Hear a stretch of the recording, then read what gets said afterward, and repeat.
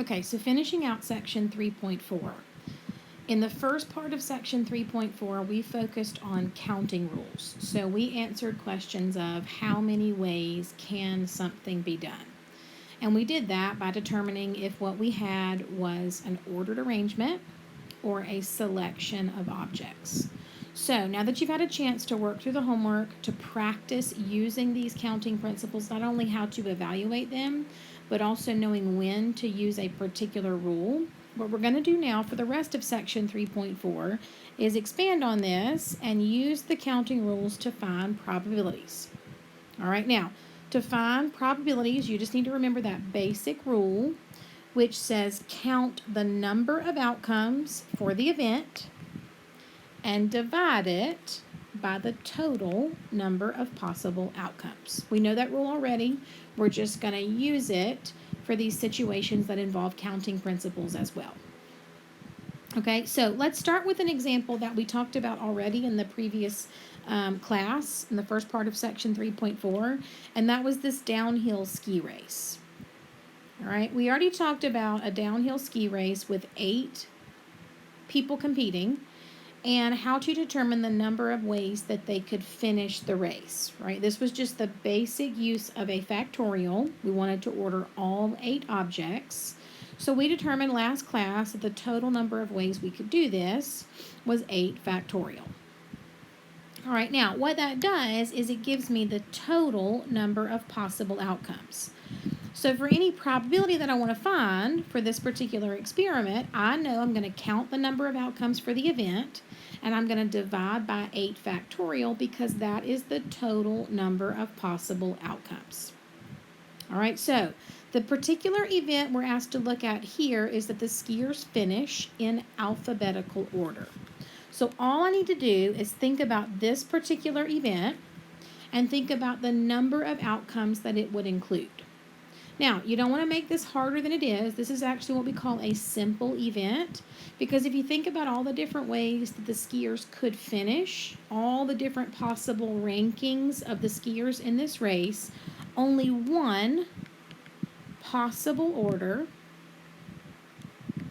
is alphabetical, right? Think about a list of names. There's only one way that you can put the names in alphabetical order.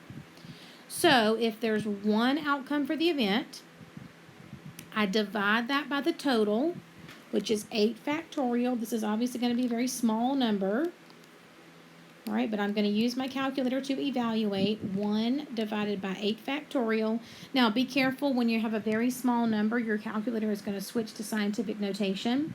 So mine here gives me 2.480. I know that can't be a probability because it's not between 0 and 1. But if I look on the end there, I'm going to see this e minus 5, or for some calculators it might be 10 to the minus 5 power. That's scientific notation. And when that happens, it's telling you to move your decimal. So in this case, e minus 5, I'm going to move my decimal 5 places to the left because it's negative, and I'm going to fill in any empty spots with zeros.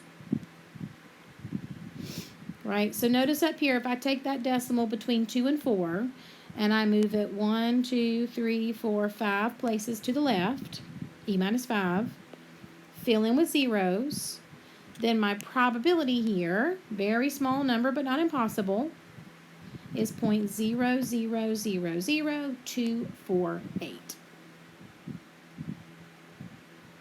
Okay, so let's try another one. And again, all we're doing, we're using the counting rule to get the total, and then we're using our probability rule to get the probability of a particular event. All right, so the second example here, and again, we got to make sure we're using the right rule for each one. We're looking at the letters in the word statistics. We want to talk about arranging those in order, so we know this is another permutation. However, we want to notice that in statistics, we have objects that repeat. All right, for example, there are 3 S's, there are 3 T's, and finally there are 2 I's. Whenever objects repeat, we know we're going to use our rule for distinguishable permutations to get that total. Okay, so that rule says take the total number of objects first, right? In statistics, there's 1, 2, 3, 4, 5, 6, 7, 8, 9, 10 letters. Okay, so I'm going to take 10 factorial. But because I have objects that repeat, I'm going to divide out any of those little subgroups. So like for the S's, I'm going to divide out 3 factorial because there's 3 of them. For the T's, I'm going to divide out 3 factorial again because there's 3 of those as well. And for the I's, I'm going to divide out 2 factorial because there's 2 of them. All right, now because this is a bigger expression, I'm going to go ahead and evaluate this using my calculator. Again, I'm just typing it in exactly as it is here. Making sure that each one of those on the bottom is a factorial and that it's enclosed in parentheses. And when I do that, I determine there are 50,400 different arrangements, distinguishable permutations for the letters in the word statistics. Now, if the question had asked me how many arrangements are there, that's my answer. But it doesn't, right? It asked me to take this a step further. It says find the probability that the arrangement correctly spells the word statistics. So when I'm asked to find probability, I'm going to use that rule, which is count the event and divide by the total number of outcomes. All right, well, again, the counting rule is what gives me the total. So I can go ahead and put that total here in my denominator. And then once again, I want to look at my particular event. And again, don't make it harder than it is. This is another simple event. There is only one correct way to spell the word statistics, right? If we think about all the different ordered arrangements. So once again, this is asking me to look at one particular ordered arrangement. So there is one outcome for the event, and I divide by the total to get the probability of that event. Now again, this is very small, so once again my calculator is switching to scientific notation. So I've got like a 1.984. Again, it can't be a probability if it's not between 0 and 1. So check the end, and you see that e minus 5 again.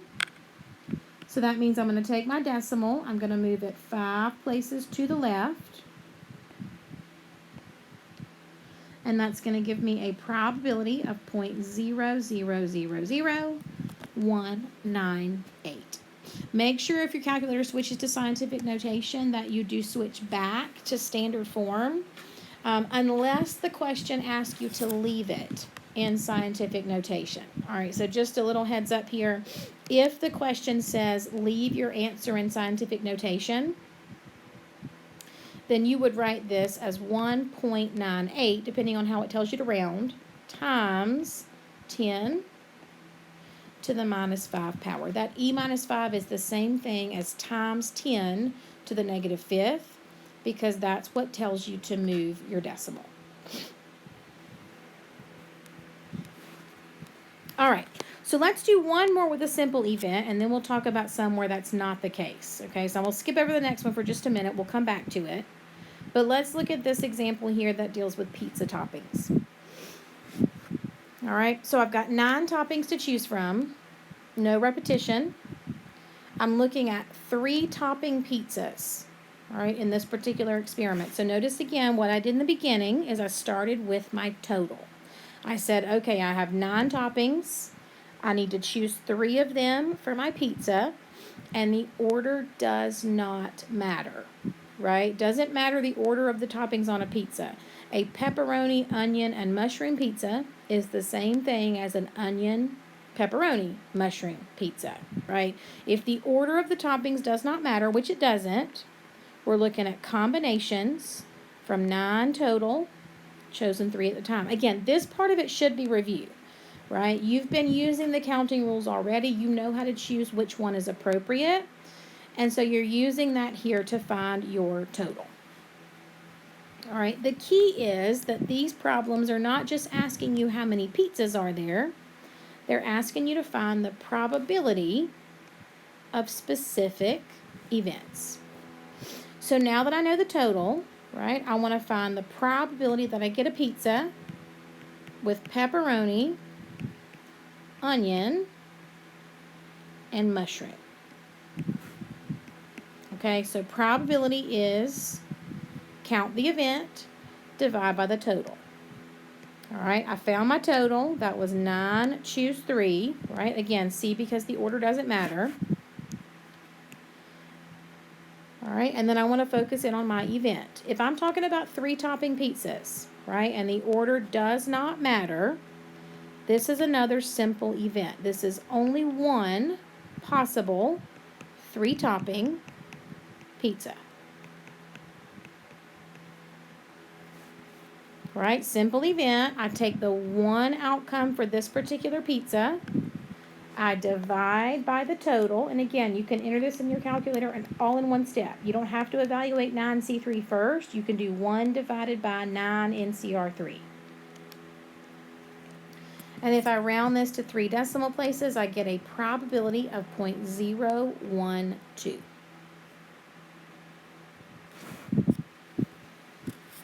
Okay, so those are all simple events, right? Which means basically you find the total, and then if it's a simple event, it only looks at one outcome, so you do 1 divided by the total. All right, now let's talk about what it looks like if we have events that are not simple.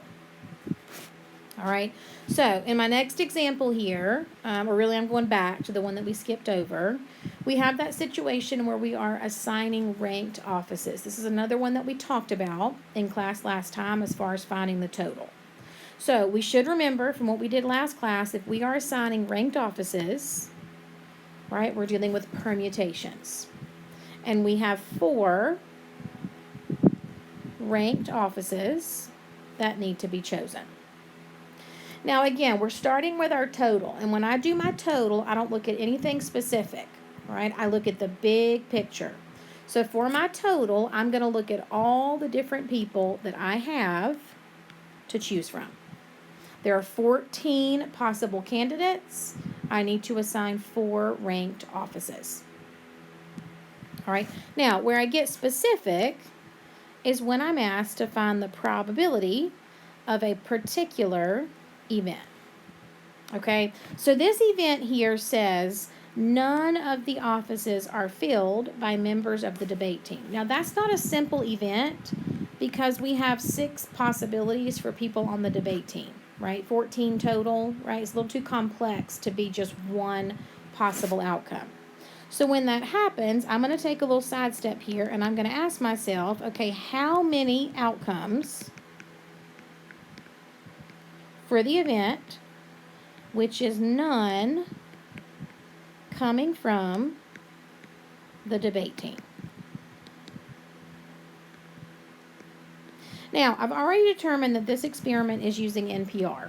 Once you figure that out for the total, it'll be the same thing for any event you want to look at. All right, so now what I need to figure out is, okay, for this particular event, did the N change, did the R change, or did both of them change? Okay, so let's start out here with R, all right, the number that we are choosing. Notice here this word none, all right, means we're still looking at the 4 possible offices that need to be ranked. It's not saying that 2 didn't come from the debate team, right? It's saying none of them came from the debate team. So that's not going to change.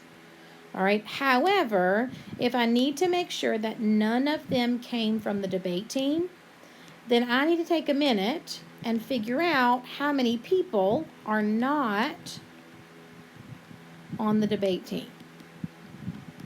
Because if I want these 4 people to be selected from those that are not on the debate team, that changes my pool of candidates. It's not going to be 14 anymore. It's going to be 8 because 6 of them are on the debate team. So for this event, I'm using the same counting principle. I'm still talking about the 4 offices. But if none of them are coming from the debate team, then I have to select from the 8 people that are not on the debate team.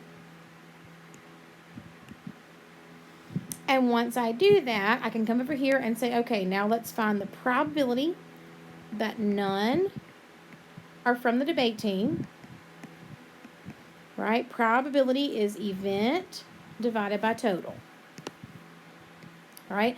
Total is when we were choosing from everybody, 14P4. The event, right, we still looked at assigning the 4 offices. That didn't change. But we had to choose from those that were not on the debate team, which is why the pool of candidates changes from 14 to 8. So now I'm ready to evaluate, and again, you can put this in your calculator straight, just like it is. So I'm doing 8 NPR4, divide by 14 NPR4, and if I round that to 3 decimal places, I get a probability of 0.070, about a 7% chance that none of them were from the debate team. Okay, so when you focus in on a particular event, even when it's not simple, you know you're going to use the same counting rule. Basically, you just have to figure out if your pool of candidates changes, and more specifically, what it changes to.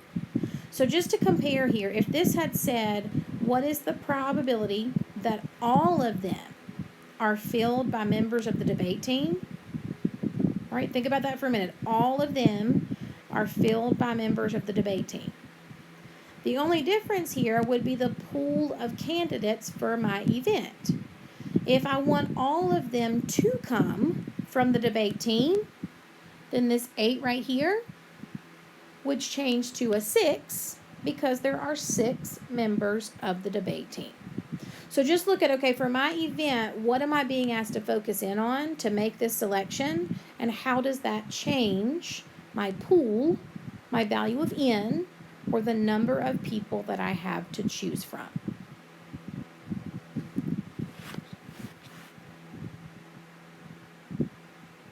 All right, so I want you to try one similar to this. So I've already worked this out, but I want you to take a minute to think about it. All right, so skip over the manufacturer problem for just a minute. Look at the last example in the notes for 3-4, right, where you're dealing with jury members. Take a minute to think about this. Pause your video. Take a minute to think about this. It's very similar to the problem that we just worked. So take a minute to think about this. Think about how you would set it up, what counting rule you would use, and how you would change the value of n from the total to the event. Okay, and again, pause your video for a minute, work through it, see what you think, and then come back and check.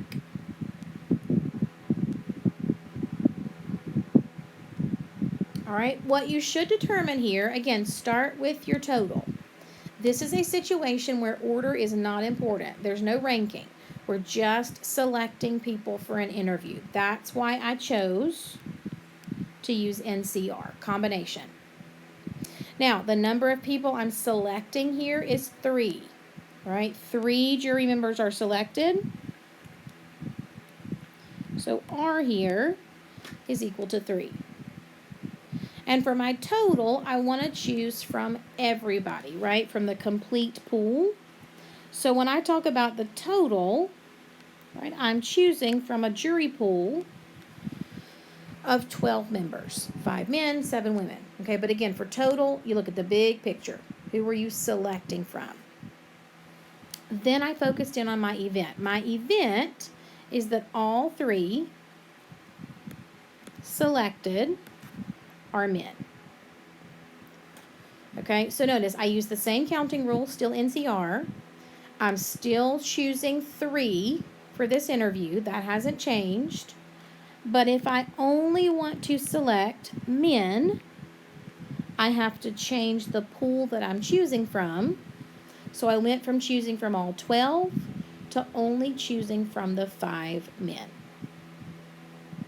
All right, and then again, probability says take the event, count it, divide by the total. That's exactly what I did down here. And that gave me a probability of 0.045. All right, so let's wrap up with this one.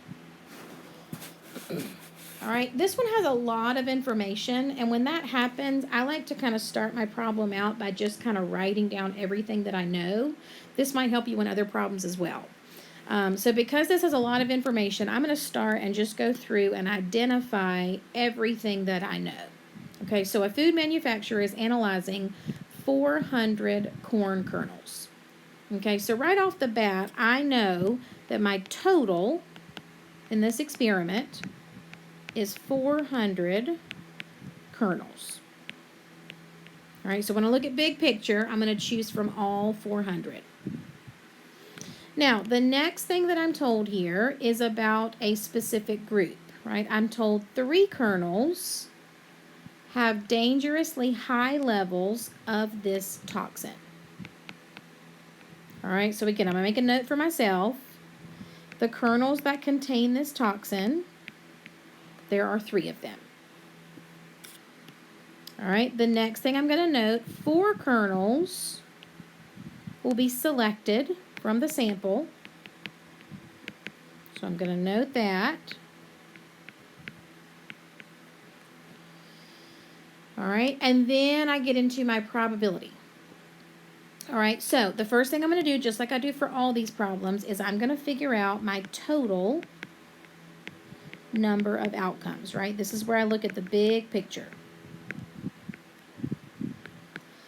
Now, when I go to determine my total, the first thing I should note is this is a case where we use NCR, combination. The order of these kernels does not matter. We're just looking to see if they have the toxin or if they do not have the toxin. All right, now be careful about labeling your R. R represents the number that are selected. Okay, so I'm not going to use 3. That's the number that have the toxin. I'm going to look at the number that are being selected, which is 4.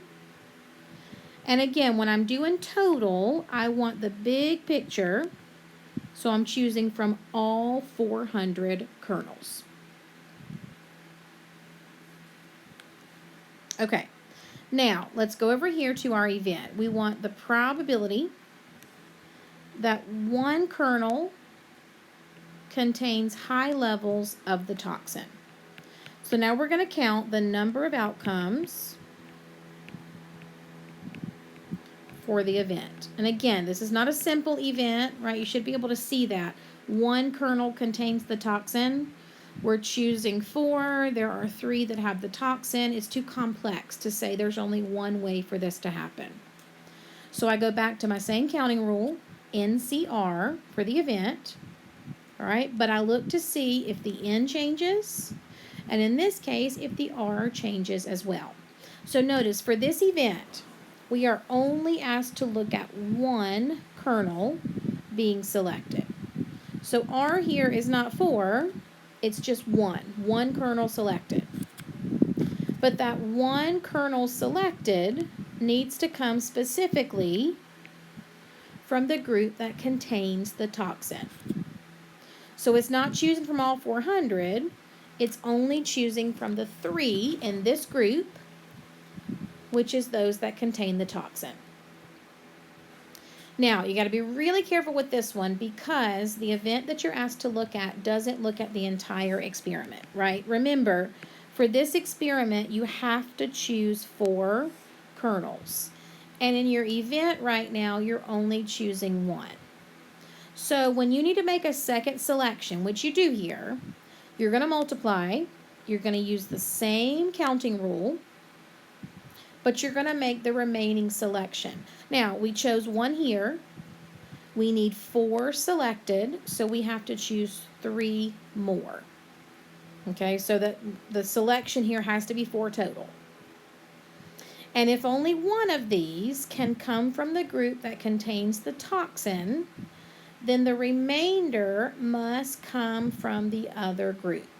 All right, so if I take a little sidestep here, the number of these kernels that do not contain the toxin, which is where these would need to come from if only one's going to have it, would be 400 minus the 3 that do.